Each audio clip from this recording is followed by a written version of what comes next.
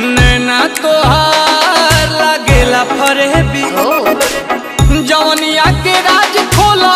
बोला ये जान बोला नहाता रुके करनाल से रस चूसे लो कोनो फल से कि धोवे लो गुलाब जल से रस चूसे लो कोनो फल से कि धोवे लो गुलाब जल से रस चूसे लो कोनो फल से कि धोवे लो गुलाब जल से प्राकृतिक सौंदर्य बेबी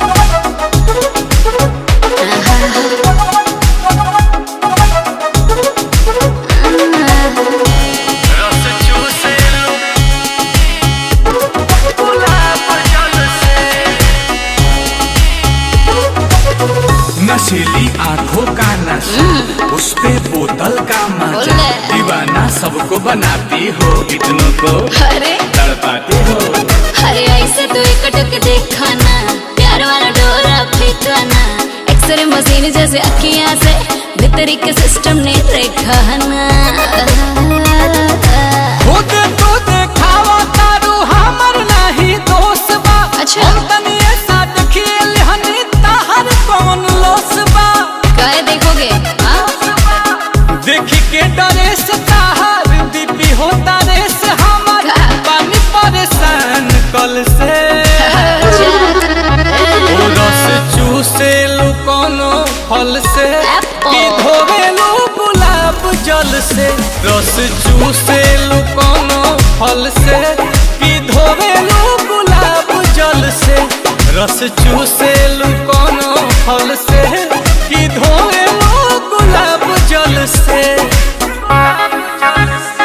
रस चूसे लो गुलाब जल से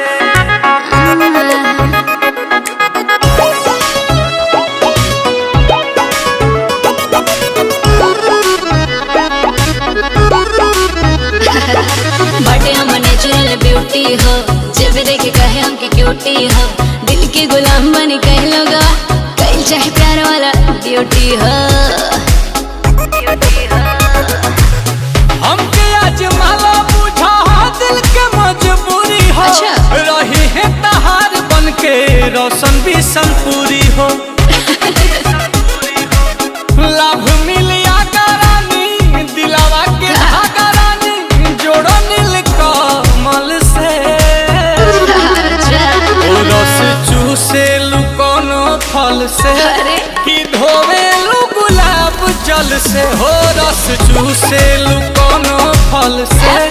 कि धोवे लू गुलाब जल से हो रस चूसे लू कोनो फल से कि धोवे लू गुलाब जल से ऐसा ना कि दूध से नाई ले मक्खन लगाई ले चल